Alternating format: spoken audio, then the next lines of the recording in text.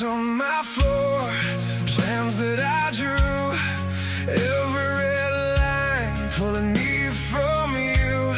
I chased every road till the roads ran out. Now it's cracked dry ground and a quiet doubt. But in the still, I hear you call my name through the static of my shame. You're my true north. When the compass bends, when the night pulls hard and the dark creeps in, you cut through the noise with love that won't move. Jesus, you're the center. Every road comes back to you.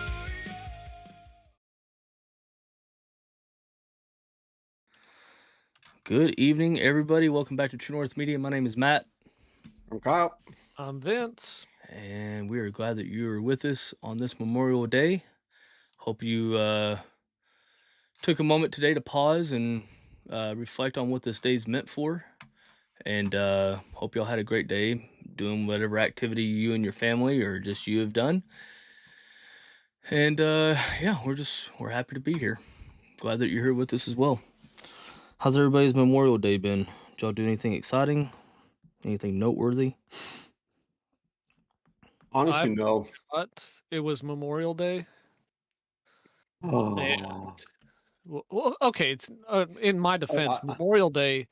It's a Monday. It's always a Monday, and Monday's my day off. So I just okay. woke up like it was my day off. Mm. And though I did forget. I didn't realize when we booked the Striper trip for yesterday that this was Memorial Day weekend. So there's extra people on the lake. So it wasn't too bad. Most of them were still hungover, so they weren't out there by the time we left. Did you hear about that real bad wreck that happened out on 1 last night? 1E. No, our side. Or is that Yeah, 1E? Yeah. Yeah. I saw something about it on Ada Area Curiosity. Yeah. Somebody said 3 helicopters had to be called in. It was right there at that Coahoma turnoff. It always is. Yeah. Yeah. That's one of the places. Always. Yeah. But It's it one of the places all the time. came out that the family member responded and said they got hit by a drunk driver. So Yeah. yeah. You know, I say that like it's obvious that people get hit there, but there's no reason people should get hit there, but they do. Nope, it's a long Because straight. you can see a half mile in either direction. Yeah. Like, this shouldn't be that hard. But it is. Yeah. Yep. Oh, let's see. I didn't went do. for- Go ahead. Oh no, you go this time. No. ahead. I insist, please. I feel bad for cutting you off. This feel like I've cut you off is twice why now. we have awkward Turn. pauses, because I Turn, feel really bad always cutting you off. Talk over you now and tell you to go. I'm gonna interrupt you more. That. Y'all stress me out. How you doing, Matt? You know, went fishing this morning with my boy and Hey, his grandpa, and I didn't catch anything. We had a little family tournament, and he won. Harley won. as it should be. He is the biggest little crap talker. He's like, "Dad, do you even want to catch bass?" And I'm like, "Well, yeah." And he goes, "Then why aren't you using what I'm using?" And I'll go, I'm just like, he goes, "Obviously you don't want to catch any." I'm like, "Dude, you better stop. Like, I'll throw you in the stinking pond." The funniest part is that you only have yourself to blame. No, I know. Like, he takes it. I know. He is my spawn. Yes, he is. Yeah. But whatever. Yeah. then took a. We have a bad beaver problem here, like really bad. They're all over the place, and there's one less today. Yes. Wait a minute. You cleaned it out, right? Beaver pelts go for money. The meat's good. You kept it and cleaned it, right? I'm about to message you something.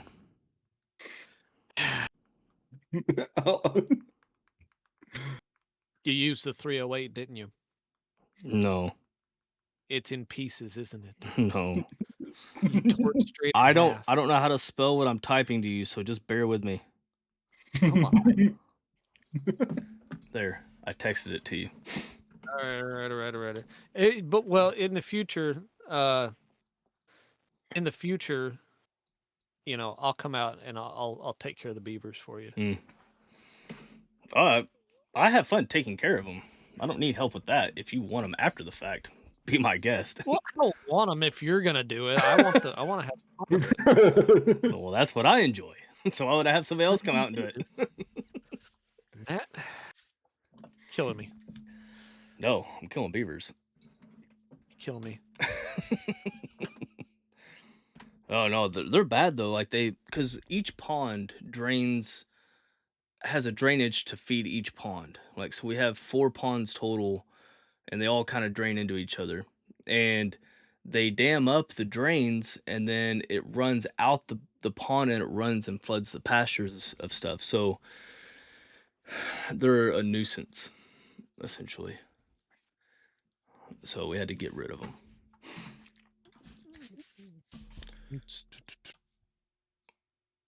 Good evening, Mom. How are you? Hope you're doing well this Memorial Day. Oh, goodness. So, yeah, got beat by my son in a fishing tournament today, and that was real fun. But I'll tell you what, though. Like, I won a fishing tournament at, like, one of the only family reunions I ever went to when I was about, like, 9, 10-ish. I still remember that feeling. I still remember the feeling because I won the fishing tournament with a bluegill, and it was like 5 minutes later after they had, like, dubbed me like the winner because I was Did the only one to nobody else fish. catch a fish at all? Yeah, no one else Oh. caught a fish, and like right afterwards, someone else brought in this huge muskie. And they were like, "Oh, look what we caught!" They're like, "Well, he already won." I was like, "Yes!" Like that'll stick with him forever. Oh, that's funny. That's good. Well, I had a good Memorial Day. I honestly did not do absolutely anything. I took advantage of the day, but what I will say is, I got this from the daughter, and I will cherish this forever. what is that? So Is it's a little eagle. Oh, okay. Yeah. Very cool. It's going on my desk, as it will stay forever now. It's part of my desk.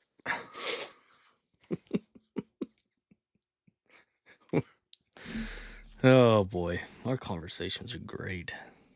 Yeah, they are. Let's see. Today's Monday? Yes, okay. I was gonna say, let me just remind everybody, tomorrow we're not gonna be streaming, and I'm glad I didn't. So I still. I like how you don't ask anymore because you know that Vince and I would just mislead you. Yeah, I just ask myself because there's no point anymore. I've learned my lesson. If you want a serious answer, just don't ask these two. Like, well, we'll give you a serious answer. Yeah, seriously wrong answer. Like, I was just sitting there in my chair a little bit ago talking to Haley, and I said, "What day is today?" I looked down, it's the 25th. Like, is it seem like this year is just flying at this point to anybody else? The last 2 years. It does feel that way, right? Like, just the past couple years have gone by so extremely fast. You know, I started wondering about something. You know, this is just purely like my mind wandering. Okay. You know how we talk about God being outside of time? Okay. You know, as we get closer to Christ's return, I wonder if our perception of time speeds up like it is. You know what I'm saying? Maybe I that's what makes these years I feel like they're flying by because it seems universally that everybody is saying the exact same thing. The past couple years, ever since like around COVID, has just flown by for I people. can't believe that COVID was 7 years ago. That's wild, ain't it? I mean, Six, again, 7. One, yeah, mm, one. Either way, It's count around that time. it was in 2020. It's counting for you. yeah, yeah, it was 2020. 2020, 2026. It's Was been it 6 2020? years. Yeah, Yeah, it It was wasn't identified 2020. in 2019, but it didn't show up till 2020. When that's what Just throws me off. They always they called it COVID-19. So I just well, always thought like that was that was the 2019. 19th strand. Yeah, I know. Like, Oh, but okay, that's what throws me off. That's what throws me off. Are you sure? I'm Are you pretty sure sure. it wasn't named after the year it was discovered? No, I'm pretty Or it sure. was identified and typified? Brother, do you Where's want the to get number? SARS-CoV-2 19 circa 2019. COVID-19. Wears the The shirt around date like it's or Dab the 2019. year or strain number?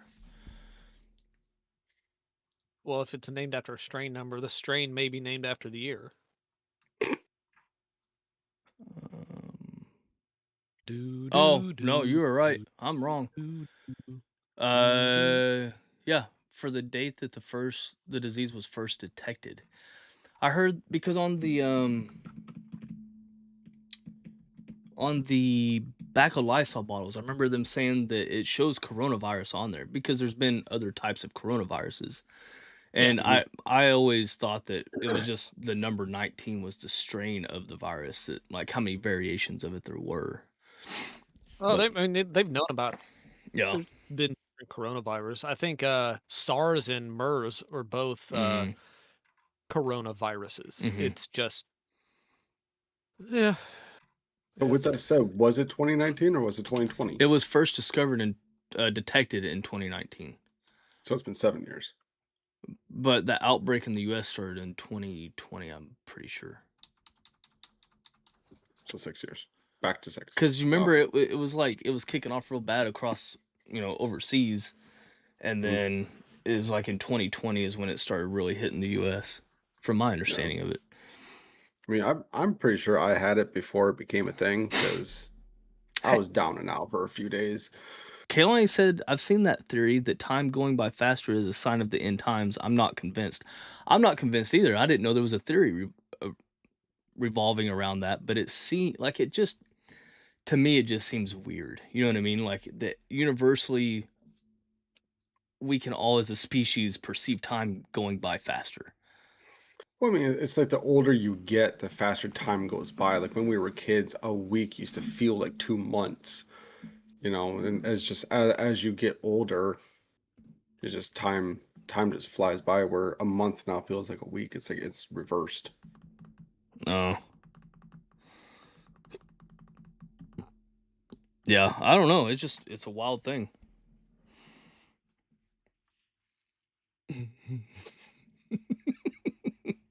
It's private property. You know what I mean? Like, Just yeah, I don't care. It's private property. I'm not out killing deer. anyway. I will I know the incriminate party. myself. That'd be okay. I'm not worried about it. Actually, I think being like your private property actually changes it. I don't think like it's a especially with nuisance. Yeah. Well, with coyotes, Mm, like you don't need it yeah. if it's your property. Mm, You don't. You can gotcha. go shoot them. Yeah. No, it's what we've always done anyway. Because we have animals like food producing animals, so that is justifiable enough. You just gotta yell, "It's coming right for me!" Like, sir, that. Actually, I say that, but have y'all seen that video of a kid in New Jersey being attacked by a beaver? No. What? Yeah, there's a video of a kid. New Jersey beaver attack. Oh.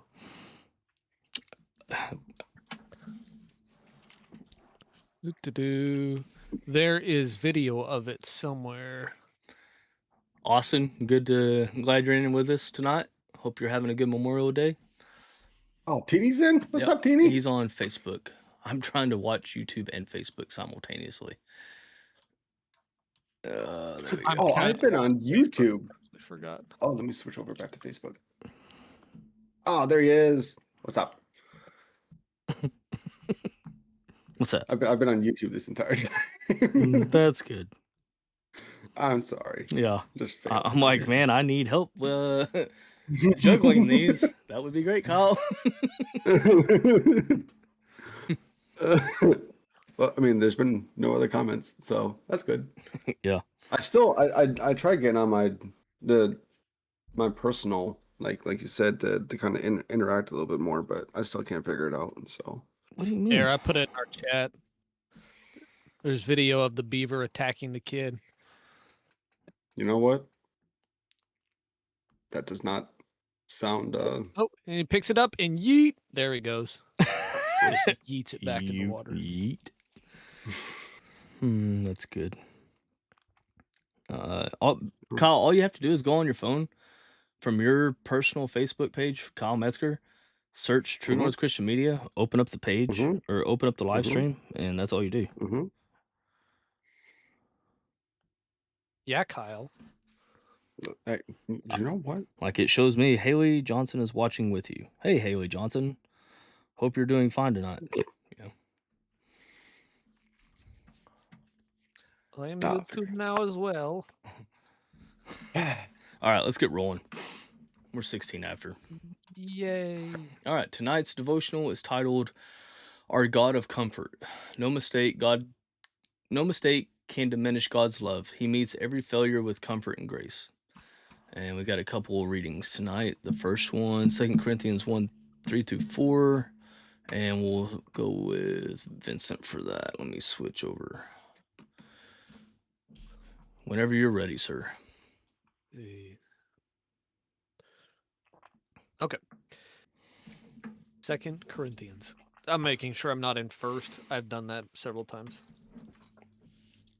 Blessed be the God and Father of our Lord Jesus Christ, the Father of mercies and God of all comfort, who comforts us in all our affliction, so that we may be able to comfort those who are in any affliction with the comfort with which we ourselves are comforted by God. Okay. Kyle, John 21, 15 through 17. When they had finished breakfast, Jesus said to Simon Peter, Simon, son of John, do you love me more than these? He said to him, Yes, Lord, you know that I love you. He said to him, Feed my lambs. He said to him a second time, Simon, son of John, do you love me? He said to him, Yes, Lord, you know that I love you. He said to him, Tend my sheep. He said to him the third time, Simon, son of John, do you love me? Peter was grieved because he said to him the third time, Do you love me? And he said to him, Lord, you know everything. You know that I love you. Jesus said to him, Feed my sheep. So basically he says to him, feed my lambs, tend my sheep, and feed my sheep. Okay. John 20:27 says, Then he said to Thomas, Put your finger here and see my hands, and put out your hand and place it in my side. Do not disbelieve, but believe. And then we'll go back to 2 Corinthians 12, verse 7 through 9. So to keep me from becoming conceited because of the surpassing greatness of the revelations, a thorn was given me in the flesh, a messenger of Satan to harass me, to keep me from becoming conceited. 3 times I pleaded with the Lord about this, that it should leave me. But he said to me, My grace is sufficient for you, For my power is made perfect in weakness.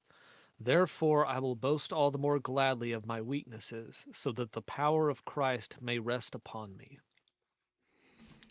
Great scripture. All right, let's go into the devotional here. It says, "Consider how God's tender care was demonstrated through Jesus' life. The Gospels repeatedly mention that the Lord was moved by compassion when he saw pain and need. Jesus not only healed people suffering from illness, but also offered something greater, new life through the forgiveness of sins. Even to his enemies, Jesus left the door open for repentance. The Lord also had compassion on those who struggled because of their mistakes. Notice how Peter's betrayal of Christ was met with forgiveness and restoration, and Thomas's doubts were answered by Jesus himself. Today, God's compassion is still available and personal. He knows when we hurt and offers comfort through his Spirit who dwells within us. When our afflictions remain, he strengthens us to endure them. What's more, our mistakes in no way diminish his love for us. No situation places us beyond God's reach. His comfort meets us in every circumstance we face, whether illness, financial strain, or family crisis. And once we've experienced his divine consolation, we're to become bearers of comfort to others. Since people everywhere are in desperate need of his compassion, that's a powerful way to spread the good news of Christ." All right. Who wants to go first tonight?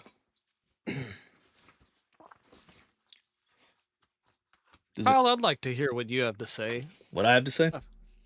No, Kyle, because I feel like I got done yesterday, and Kyle's like, "Man, I don't want to go after that." Like, It's not that I don't want to, it's that you hit it on the head every single go time. ahead.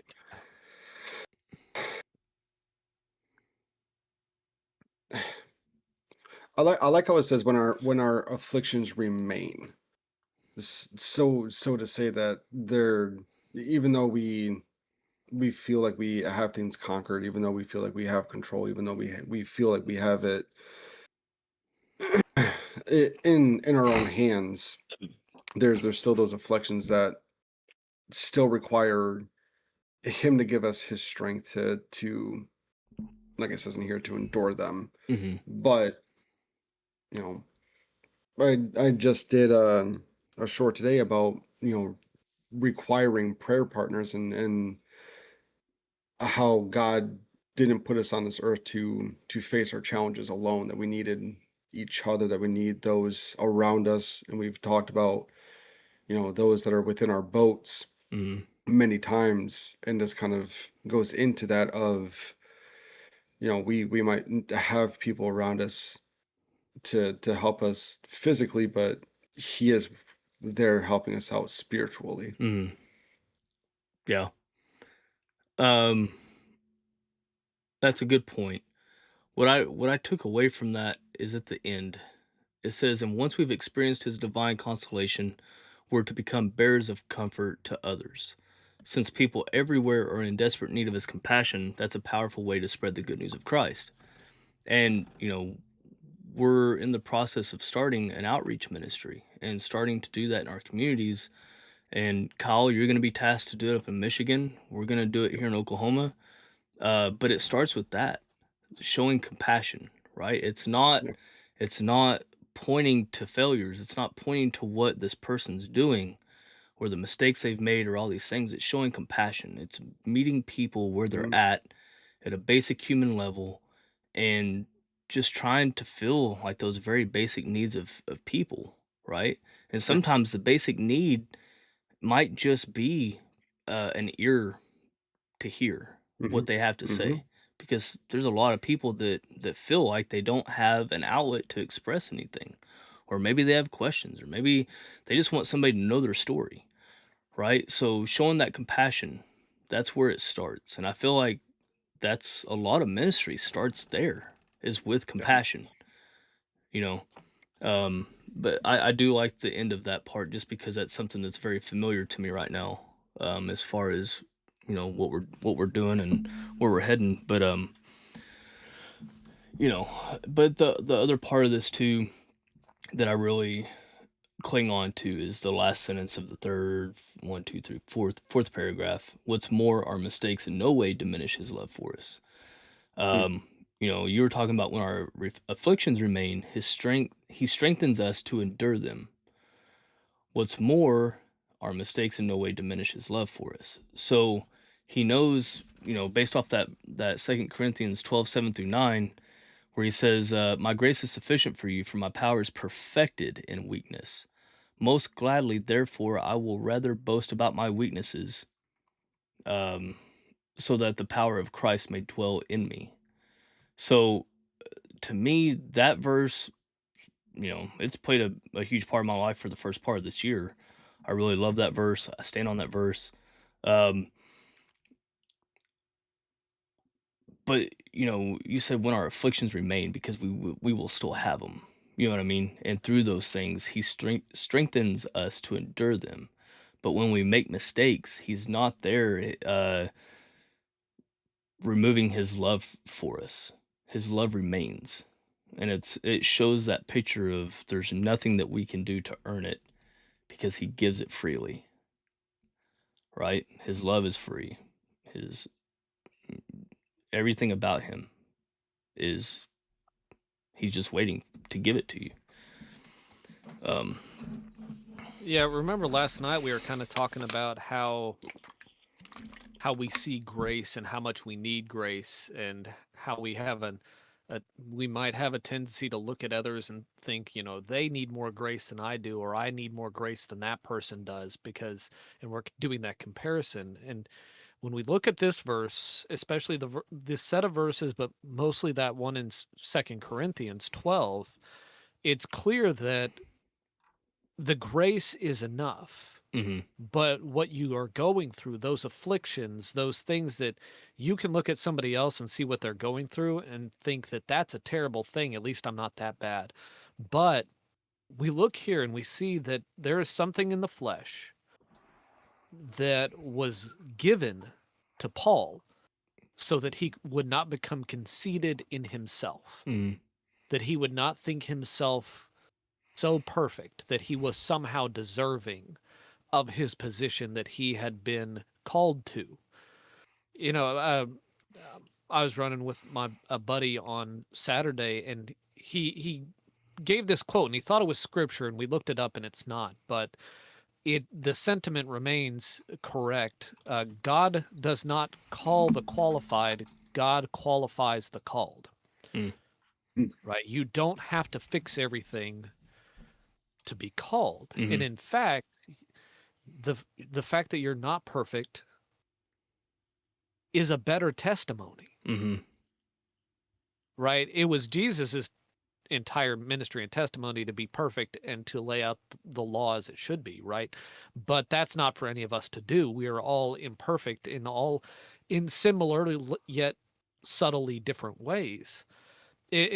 One of the things that comes to mind is in The Chosen, and why Jesus does not heal one of the 12 apostles who has Mhm. a handicap from birth.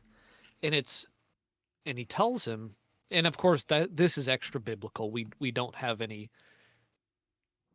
at least any documentation I know of, that one of the 12 was not healed in any way Mm. of some affliction. But the sentiment remains that being somebody preach the name of Christ in their imperfection, because regardless of whether or not he has healed you or taken that thing from you or not, Mhm. is a testament of faith that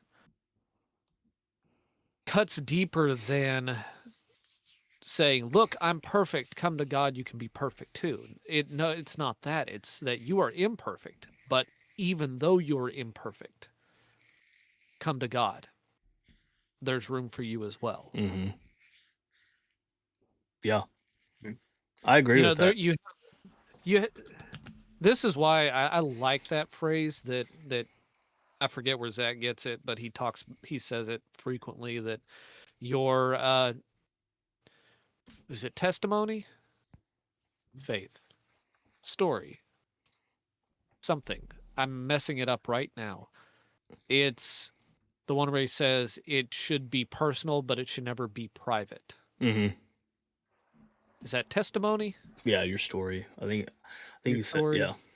I think he's referring to testimony. Yes. He says it should be personal. It is personal, but it should never be private.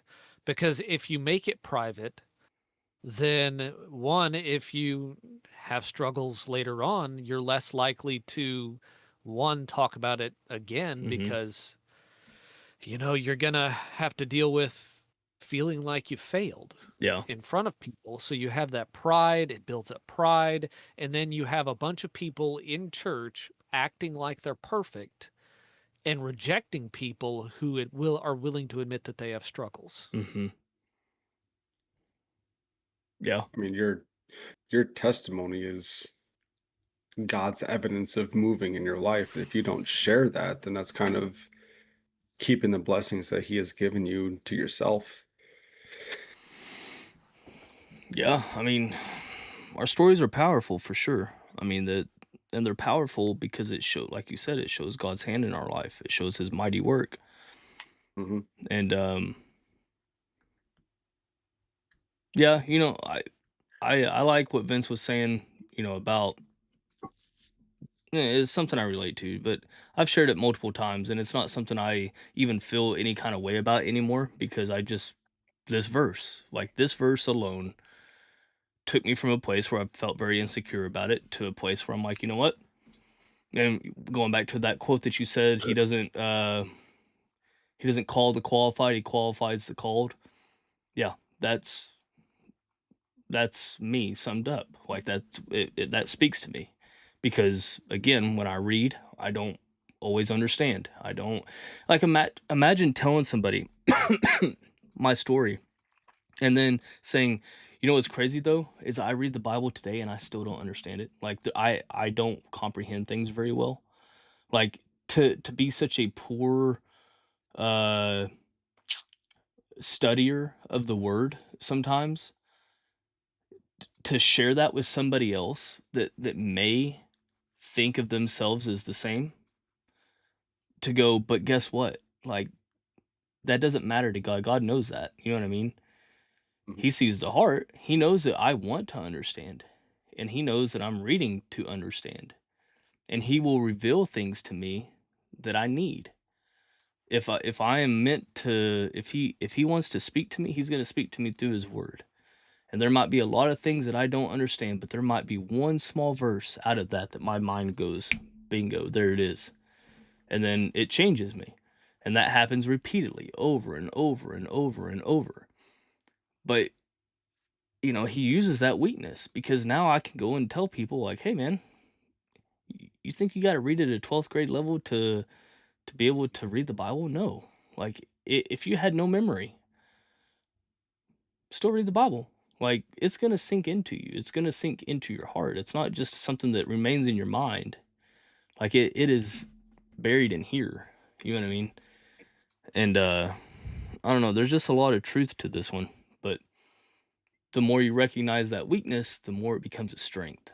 And it becomes part of your story. And it's no longer Hmm. something that has a grip on your life. It's something that now is used to glorify Him. And Yep. I'm finding Yeah. different ways to do that now.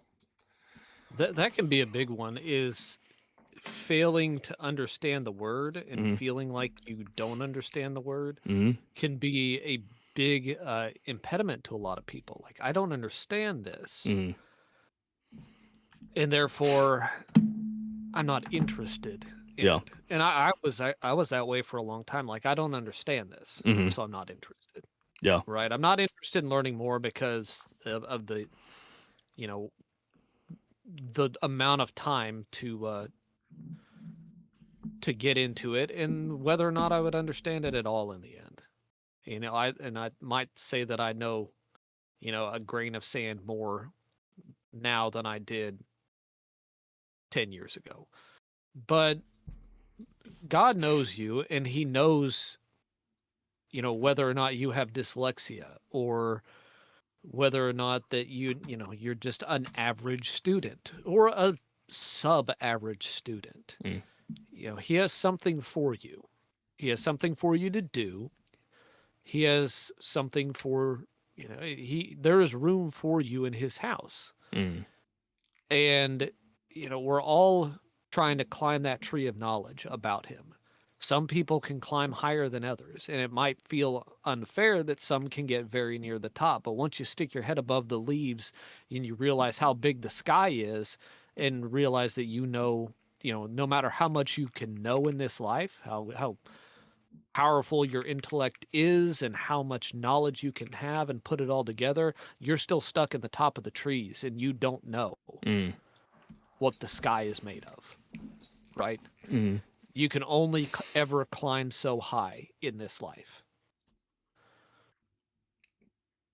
Yeah. Which if you have, see, that's why if you ever have anyone who's saying like, I know all about this, like I know all about God and Jesus and I know everything about it, then you can almost be assured that they don't. Because the people who have seen over the top of the trees, they know exactly how little we all know. Yeah. And how the person at the bottom and the person at the top are so much closer to each other than the person at the top is to the sky. Mm. Mhm. No, that's good. I like watching those street ministry videos a lot, where people are like, "Yeah, I know," like you just said, "I know all about him," and blah blah blah blah, and I'm like, okay, and I'm like, well, I believe in him, and I still don't know it. You know what I mean? Like, so how could you, an unbeliever, know all this stuff, and me as a believer go, I still don't understand some of it. You know what I mean? Like, it makes me go, okay, like there's that. I think that's what separates us. You know what I mean? Of going, I don't know everything, and that's okay. As of pretending to know everything and being completely wrong. Because in my little knowing, I know that what's there is true, and they're all knowing what they know, what they have there is to be false, and that's why they're unbelieving.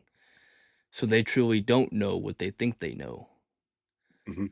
But the little that I do know, I know to be true. And I'm just like, that's okay. That's 100% fine. If what you know is what you know, then okay. But I'll tell you the little bit that I do know, and the little bit that I have experienced in my life, I will disagree with you every day. You know, and that's just where I stand. Yep. But it won't be a disrespectful disagreement. You know what I mean? It will be with compassion. It won't be. Mhm. I'm not gonna argue with you. Like I'm not gonna sit here and and belittle you to the point of like, since you don't agree with what I'm saying, you're lesser. No, absolutely not. Well, Um, and even see maybe the person who's been in that position mhm, before, that's something that you can even put that can be that's part of somebody's testimony. mhm, That's part of a lot of people's testimony, is that they thought they knew everything about it and they didn't believe, and then they had an encounter, something changed, mhm, they started to understand a little bit more, and now they do, and they realize how little they knew and how little they still know. mhm, I like this the passage in the first chapter of Second Corinthians. The God of all comfort, who comforts us in all our afflictions, so that we may be able to comfort those who are in any affliction with the comfort with which we ourselves are comforted by God. What this is saying here is that God has comforted you in your afflictions mhm. so that you can comfort others who are in those same afflictions. Yeah. Mhm. Right? So if you've gone through, name something, through church hurt, Mhm, right? If you've had a bad experience with a bad church or even a cult like church, then that's something that you can comfort others in. You have that experience. You came to him in that experience, and that's a way you can reach out to others. If you've the loss of a loved one, like that's something that and these that you understand, you really and truly understand, because nothing says less to somebody than saying, I know what you're going through without actually knowing what they're going through, Yeah. right? Yeah. Like if you've lost a child and someone says, I know how you feel, then the next words out of their mouth better be about the child that they lost. Mm. Because if it's about anything else, what they have to say is meaningless. Because no, you don't know what we're going through if you have not been through that, right? I Mhm. don't care about your cat. I don't. Yeah. It's not the same. Yeah. And if you've had hurt, that's the thing that God's going to use Mhm. to lead for you to lead others Yeah. to him, is that not the way that you've been blessed, the way that you've been hurt. Mhm. The blessings come because you've surrendered yourself, right, Yeah. to him. Yeah. But hurts, that's how you can minister to others through those things. Yeah. Yep. I agree. I've ran out of words and we have only been in it for like 25 minutes. I mean, I saw this one. It was kind of a lead on from yesterday's, right? mm, Because there's a little bit of this in there, like the sufficiency of God's grace for mhm. everybody, and what that grace means and how it comforts us. So Yeah. now this is kind of serialized. Mhm. I do have a question. Okay.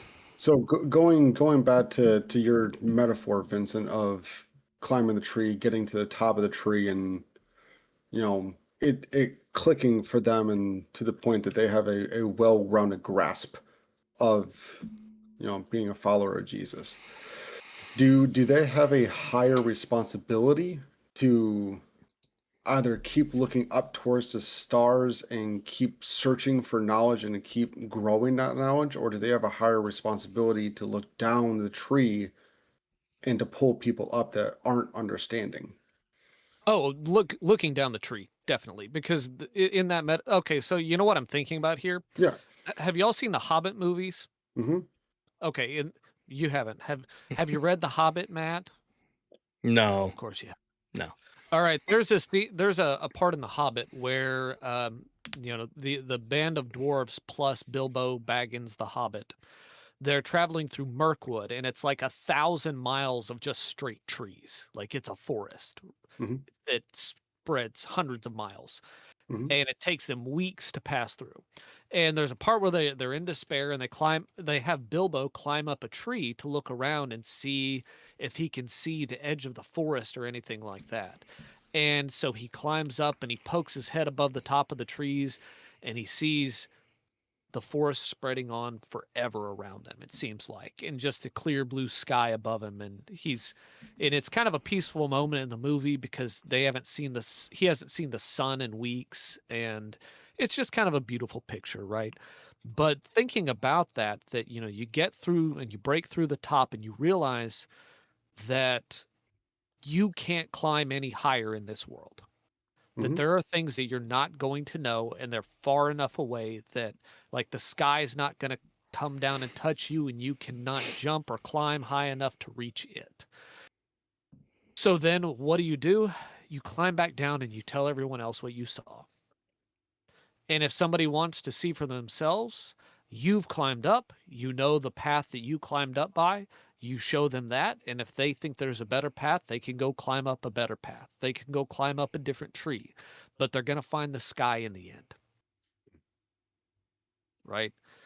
And some people are going to believe you. They're not going to need to climb up and see for themselves. Some people are. Might be a very high tree that you climbed. It might be, there's that tree of knowledge that you climbed may go very high, and you got to the very tip of all the branches and you know every single one of them. But it's still a tree and it's still stuck to the ground. And you can tell other people about it. And what it means to you and what it's done for you. That's good. Mhm. Does that answer your I question, encourage Kyle? people to keep Yeah. learning. What's that? Yeah, You encourage people to what? keep learning, Yeah. At keep least, digging in, keep and attempting to even if learn. You know what I mean? Like, you go into it with wanting to learn, even if you don't understand. Continue to do it. Like that. That to me is the big thing. Like, yes, we could repeatedly do something that we're good at, but sometimes repeatedly doing stuff that we're not good at, I think, teaches us more in certain circumstances about certain things. You know what I mean? well, to beat this metaphor to death, there's another series called the Wingfeather Saga, and in part of this series, a character has built a treehouse and made rope bridges in between all of the trees to avoid all of the dangerous animals in the forest. And if you think about, say, each tree, think about it like a church. Think about each tree like a church, and you've built bridges in between them so you can pass between them without having to deal with the dangers outside of them, and you can explore each of them, and you might wear out a branch because you like that branch.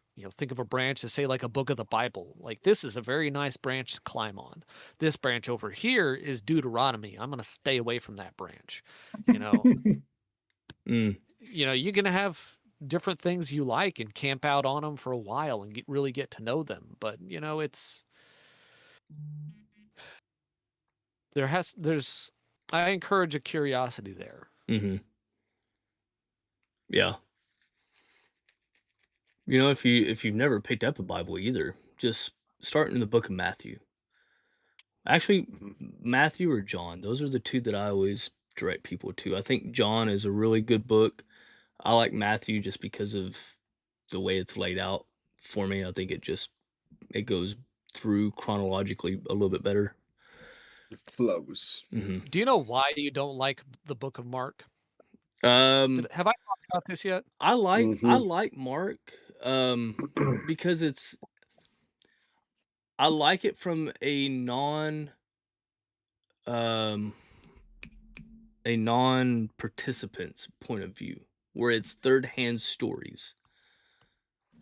So the reason Mark, see, that was kind of a rhetorical question. It's not first person narrative, Hmm. almost like John and Matthew are written from the perspective of the author. Hmm. Mark, so I learned about this recently because I was listening to a sermon, Mike Winger's series on Mark. And at the beginning, he goes into why it's the book of Mark. Who is Mark? Do we know who Mark is? And so apparently, Mark was an individual who traveled widely with both Paul and Peter. And it's believed that this is mostly the account of Peter in his time with Jesus because of where it starts and several indications in how it's written. Because the first person introduced besides Jesus and John is John the Baptist, is Peter. And he's emphasized at the beginning, and he's the last person mentioned of any importantly in the last part of the last chapter. And also sometimes you'll have weird things where it says, and then they went to the disciples and Peter. And so it's like emphasizing his point of view. Mm, And also, so it's written as a historian of the time would have written a historical account so that they could put the perspective of the person who they got it from in it without saying, I interviewed Peter for this many days and got this from him and all this. It was also published anonymously, which was par for the course for historians at the time. Much like Plato, Plato published all of his works anonymously because it was seen to be uh more what's the word, more believable. You weren't relying on your um your reputation as a historian. like, oh, Plato wrote this, it must be true. Like, no, we can read it and verify it without the knowledge of the famous person who wrote it causing any problems. And so it's believed that, and that's a criticism is like, we don't even know who wrote this. Meh, meh, meh, meh, meh. Well, in that way, you don't know who wrote anything from 400 BC through about 400 AD, because they were all done this way or Mm. nearabouts. And so it's roundly believed that a disciple who traveled widely with Peter and Paul wrote down Peter's account of things. Because you can also see that when Peter denies Jesus 3 times, the story shifts, and it's from the perspective of the women, because Peter apparently wasn't there at Calvary or Calvary. No, Calvary. I'm getting words mixed up. I was just trying not to say cavalry, which is people on horses. Mm-hmm. Anyway, Golgotha.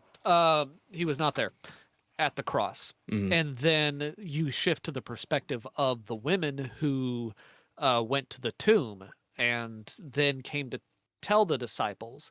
And when they come to tell the disciples what happened, they go and they told the disciples and Peter.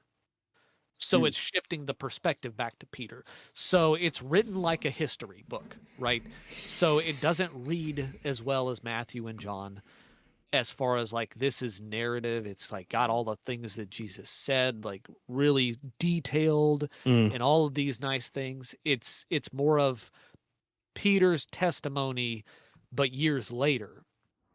So it seemingly has less names in it, and it's got less specifics in it because there was more time that passed. Yeah.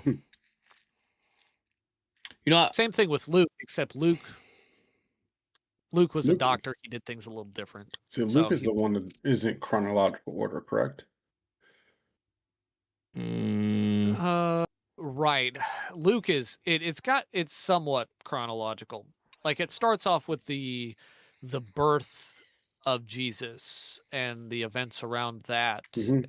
but then like It has like a weird flow to it. the stories of like the various miracles and such are not necessarily in chronological order. Right. Though once you get down to the Passover week, the crucifixion week, the chronology gets very, very similar between all of them. Except for when he overturns the table. That story is not, or when he goes into the temple and flips over tables and stuff. In one book, it's stated early on, and then it's set apart from that week, actually. So I can't remember if it's Mark or Luke that it does that in. I want to say it's Luke. If it's one, I would guess it would be Luke. Yeah. Because of the lack of chronology. Yeah. In general. Yeah. I actually learned something pretty neat from Justin the other day. So, it talks about Jesus' brothers not entirely believing who Jesus said he was. Have you ever heard this? Did you know his own brothers didn't believe in his ministry at the very beginning? It wasn't until after his resurrection. So it wasn't until after his resurrection. So I was doing some reading into this because I was talking to Justin. I said, what was Jesus' brother's name? And he said James was one of them. But in 1 Corinthians 15 in verse 7, and this has nothing to do with what we're talking about, it's just something I learned. It says, then he appeared to James, then to all the apostles. I always read that as in like James was not with, like James being one of the disciples or the apostles. I thought that was James the disciple. Apostles, yeah. But no, he appeared to James, and at that point, that's when he fully believed. And I was like, that's kind of crazy. Isn't the book of James written by James, the brother of Jesus? I believe so. So, and Here, I'm gonna go pull up I'll Google it real quick. James. Wait, are there multiple James? No.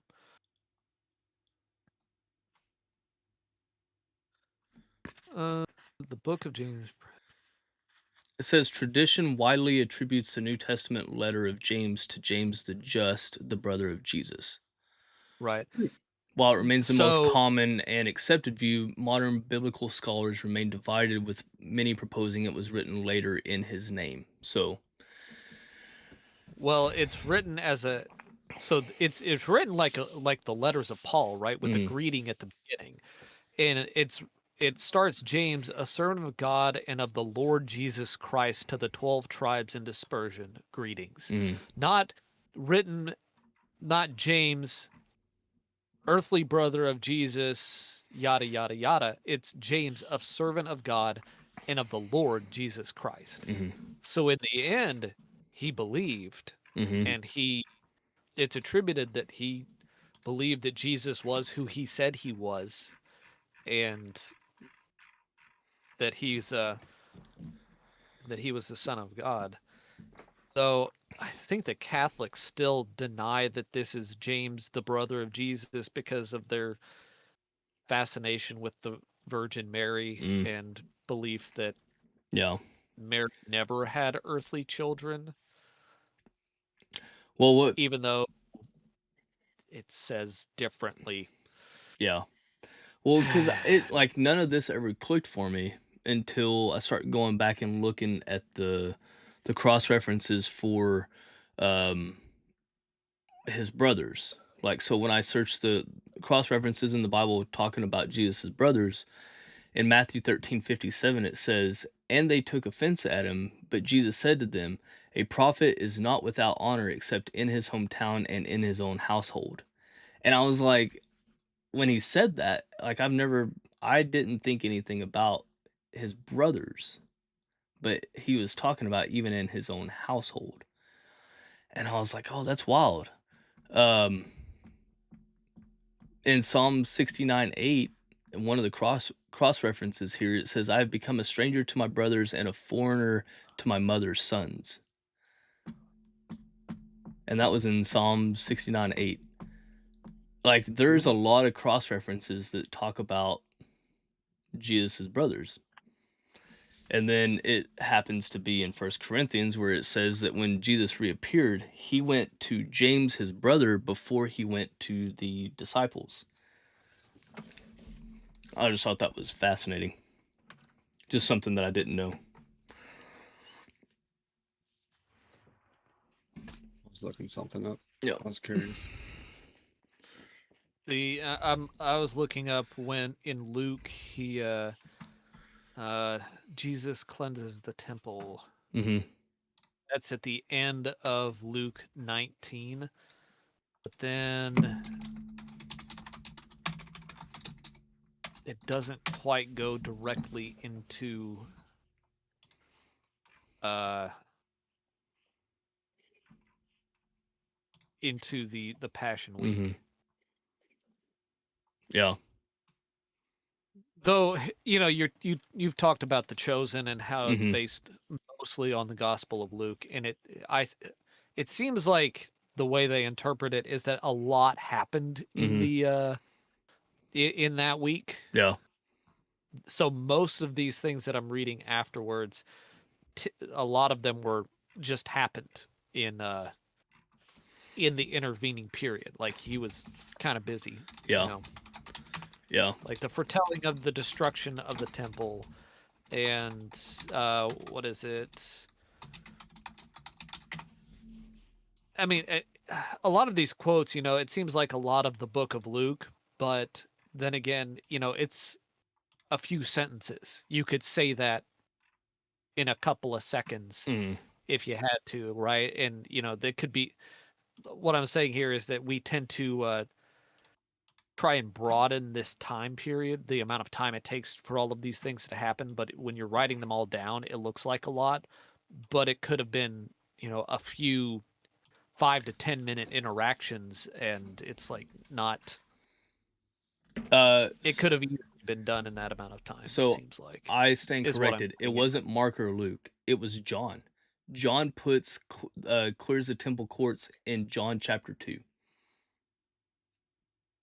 Okay, Hmm. okay. Yeah. That makes much more sense because this was seeming more like, yeah, this is kind of, it could all be put together. But No. John chapter, okay, Yeah. John chapter 2, starting in verse 13, it says Jesus clears the temple courts. It says, when it was almost time for the Jewish Passover, Jesus went up to Jerusalem. So it goes from talking about in John, the first part of John 2 is Jesus changes water into wine. And then it immediately goes into Jesus clears the temple courts.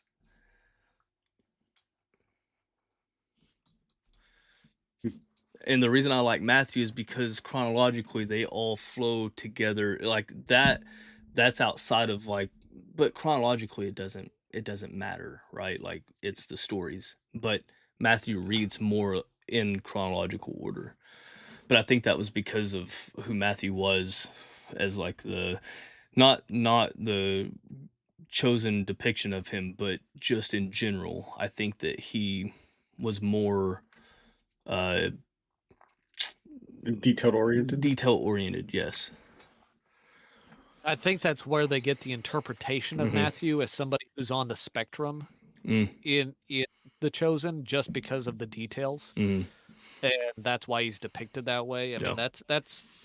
that's the license of the artist in that, Mm, the director in that bit. I mean, I don't have a problem with it, as long as the gospel is portrayed correctly. yeah. Like your portrayal of each individual is, each apostle matters little to me as long as they are portrayed as Right. recording what they recording and Jesus saying what he said, Mhm. and you can extract from how it was written whatever you want of these people, Mhm. seemingly, but as long as you're accurate Yeah. with the rest of it. Matthew could have been just like a totally normal dude, just with a photographic memory. Well, I mean, if he's recorded as a tax collector, it would have taken a person that would have, had that mind to be Hmm. good with that and be, very just meticulous, I think is the word I'm Hmm. looking for. Meticulous is a very Yeah. good word. Yes. So if you're meticulous, I would think that you're meticulous in record keeping just in general, not just when it comes to numbers. So I don't know. Matthew, John, they're all, I mean, any book of the gospel, like as long as you're reading the gospel, if you're not a big reader and you're just getting to the Bible for the first time, start there. Start in those 4 books. Whichever book you feel like you want to start in, just start there. There's so I think I don't know if Zach talked about this. I'm assuming he did because you're talking about the John 2. Mhm. It starts with the wedding in Cana, which was his first miracle. Mhm. And it culminates with the cleansing of the temple Mhm. and the statement that destroy this temple and in 3 days I will raise it up. So it's the beginning of his ministry and the end of his ministry. It bookends the entire miracles of Jesus from beginning to end.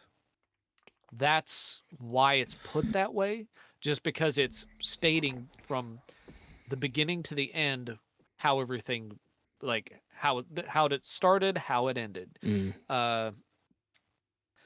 Because it says, now when he was in Jerusalem at the Passover feast, many believed in his name when they saw the signs that he was doing. But Jesus, on his part, did not entrust himself to them, because he knew all people and needed no one to bear witness about man, for he himself knew what was in man, which what was in man was sin. And so it's a statement of what he was there to do from beginning to end, Mhm. and why he did all of the things. Yeah. And then, it's more chronological, but it's kind of like this is still the introduction. And recall that the way we have the chapters split up was introduced in the late 16th century. The chapter, I believe, if someone out there can correct me if I'm wrong, but I believe the chapter and verse understanding of the Bible that we have so that we can reference it was first done in the the late 16th century, so the 1500s, and that idea became the King James Bible. And that's the first, like, this is the Bible that we can reference. That's where that started. Like, we had all of these Bibles, we had all of these books, we had, like, this is all the things and what we believe, but the ability to reference it accurately came about because of work done in the late 1500s. And so, Yeah, it says the chapters were approximately 1227 AD. The modern chapter system was developed by Cardinal Stephen Langton, an Archbishop of Canterbury, and then verses were added 1551 to 1555. okay. And but then the King James Bible, like, that put all that together, I believe wasn't released until the early 1600s.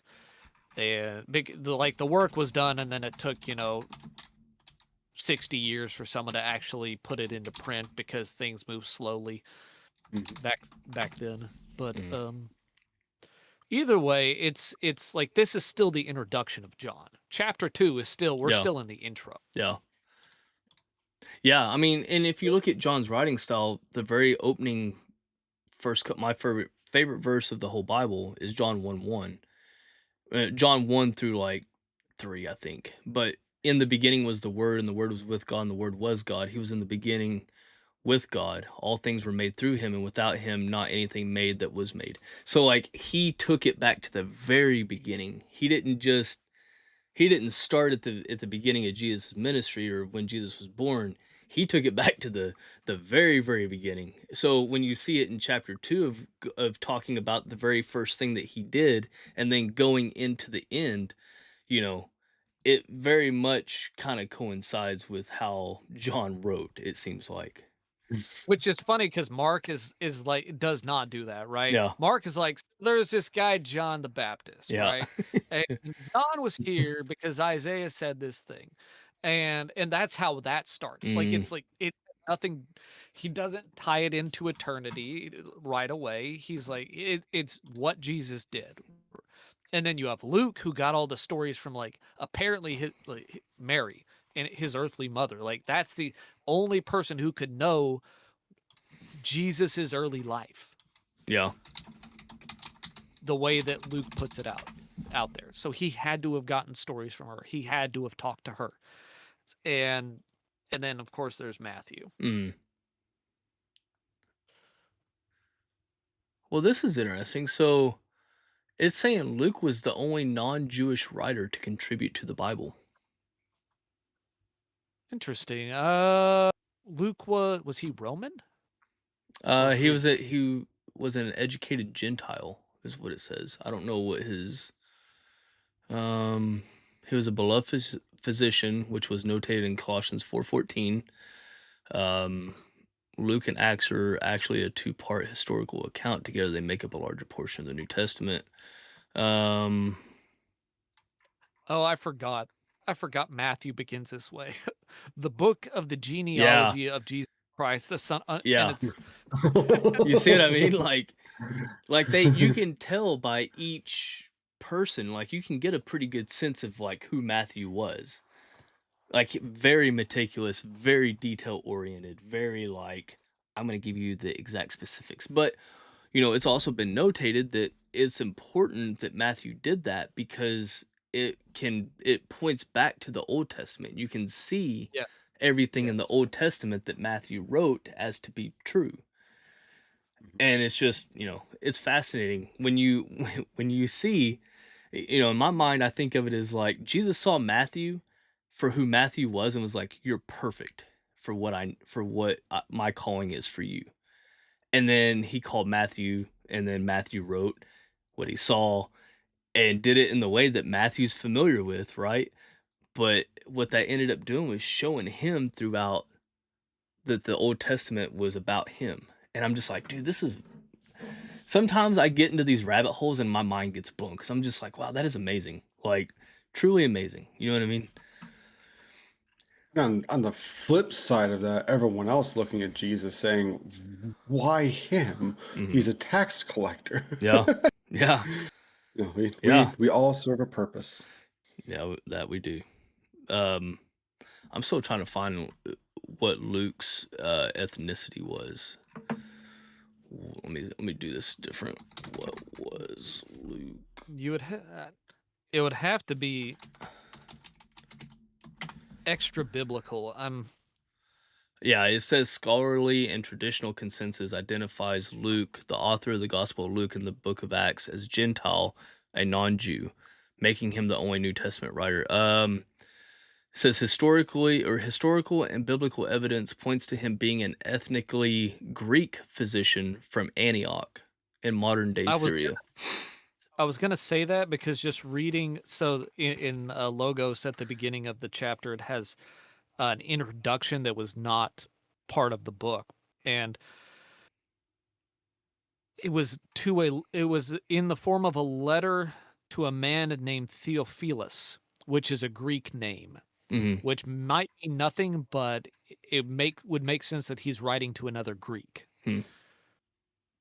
possibly, potentially. So I wonder if this is stuff that they learn like when what's it called, seminary, where pastors go to become preachers. Seminary. Yep. Like when they go to school for this, I wonder if this is the kinds of things that they dive into, like they do studies on. And we're I just mean, casually diving yeah. into it on a Or podcast. is it just, I know, I'm just kind of curious, like is this something that is subject matter that's taught, or is this something that, like, knowing Luke's ethnicity plays no real relevance? You know what I mean? Like I'm just kind of curious if it's Mhm. something that is, I guess, taught, like when you go through that. I mean, it's like learning. So I have a degree in history, right? Hmm. And the way history degrees are done is your history classes in college are for people who are going to be history majors, Hmm. which is why classes tend to be boring to people who aren't going to be history majors because they kind of don't care. Because it's done in a way that is teaching future teachers how to research history and how to write about historical events. So you're writing a history paper. That's written in the way that somebody who is researching something would write a paper about that thing. So it's not how you would tell that story to somebody else. Mm. It's how you would write it down so it can be given a scholarly review. So you're being taught both things. You're being taught all of the things that you need to know and how to do the things you need to do to share those things with people who don't need to be taught the other things that you were taught. But you need all of those things to condense it down into something that is true but smaller. Mm. Okay. If I got that for you. Like, yes, you're probably going to learn that Luke was a Gentile. Mm. You're probably also going to learn that most people don't need to know that. Mm. Gotcha. I mean, like I've always been kind of curious about seminary school and like how is that? What's the curriculum like? Like my wondering mind always wonders that. Like, how do you take a normal person, send them to a school, and then on the other side of that, become a preacher, right? And I've always just kind of been curious about what that looks like, as far as like, well, what did you learn? Like, did you learn how to preach, or did you just go really deep into the Bible and start like really examining the Bible? You know what I'm saying? Because those are two different things. I think one makes you become the other, but I don't think you just become one without the other. Well, it's kind of like, I'm going to use what I know. Hmm. So here it is. Like, you can go be a history professor and you'll Hmm. cover usually a narrow set of things because that's what you can know enough about to present it to somebody else. Like World War II or early American history or American naval history, right? And you can go tell people the progression of the US Navy and all of these things and its history. Most people don't need to know the differences in the schematics of the armor between the South Carolina class and the subsequent North Dakota or North Carolina class and South Dakota class battleships. They don't need to know that, okay? But you can know it, Mm-hmm. and you can know the progression happened, and then you can boil it down like things change between subsequent classes of battleships, right? Mm-hmm. You know, all these things. I'm also tisming a little bit. But you know, you're going to probably if you're going to get into research, you're going to get into the research in a very narrow area of the Bible. And then you may not be preaching, right? Mm-hmm. You may be doing something else. Hmm. There's a certain number. Most people who go to seminary colleges don't become like pastors of local churches. Mm-hmm. They go on and do other things with that knowledge. Hmm.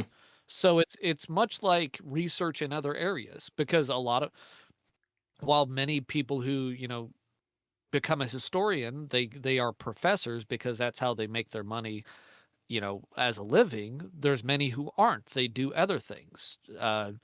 They do private research for universities, and they get grants, and they do all these Mm-hmm. things. So it's yes, they're doing something like this, but there's probably a focus to it at some point. Mm. Just like you have an undergrad where you're going to learn all the basics, and then you go on and focus into your graduate Your studies. niche. Yeah.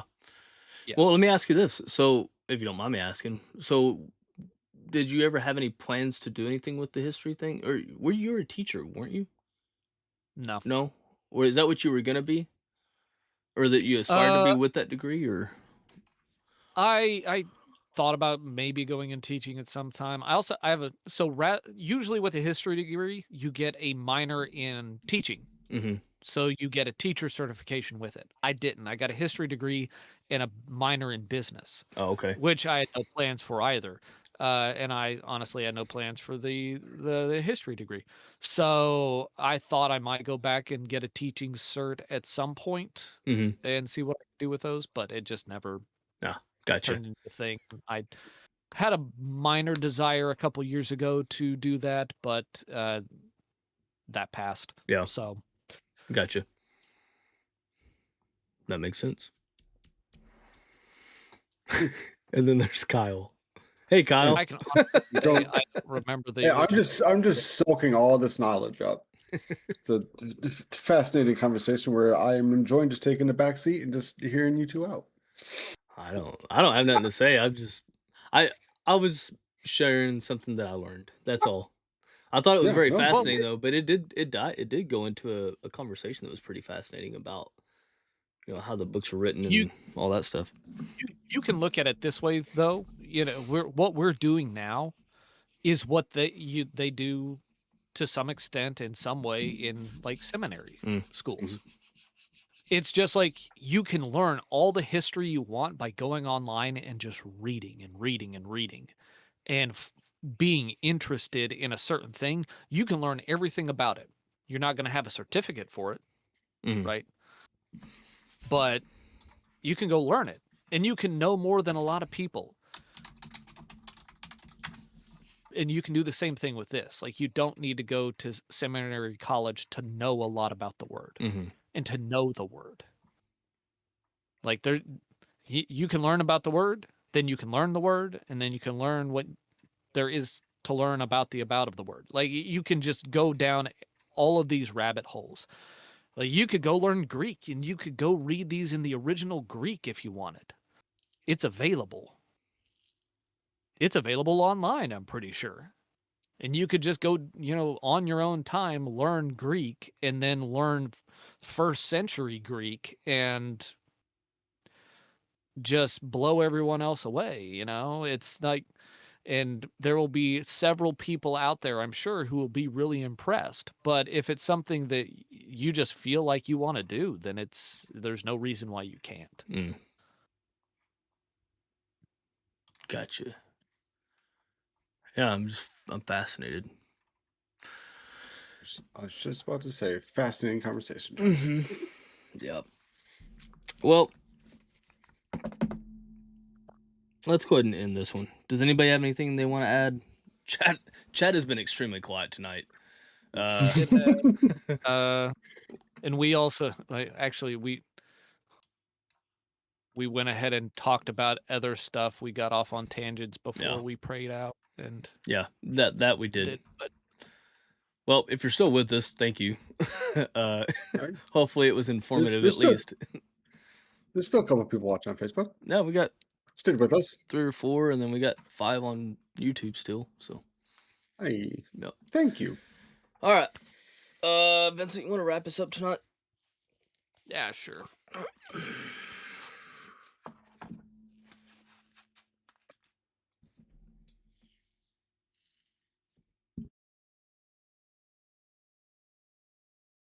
Lord, we want to thank you for your loving grace.